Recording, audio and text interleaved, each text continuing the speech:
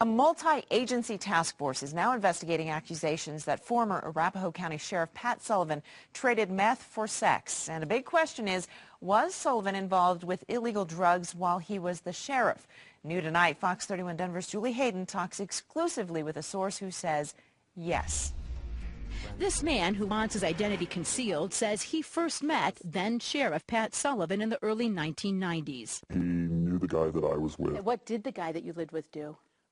Sold drugs. Bill says he was a drug dealer too, crystal meth. I was a crystal whore, whatever you want to call that, where I'd run and pick it up, or I would sell it, or I would deliver it. He says Sullivan came to their house almost every weekend, and there were drugs in open view. They just laid out around the house, and it was like candy. Bill says he never saw Sullivan with drugs, but says it was obvious the sheriff was there for personal, not law enforcement reasons. There were drugs in the house, and everybody knew what the guy that I lived with did. He called it a "you scratch my back, I'll scratch yours" relationship. It's nice to have a police officer who can shovel things under the rug or make things disappear. Legal experts say Sullivan could not be charged with any drug crimes that might have occurred when he was sheriff because the 3-year statute of limitations has run out.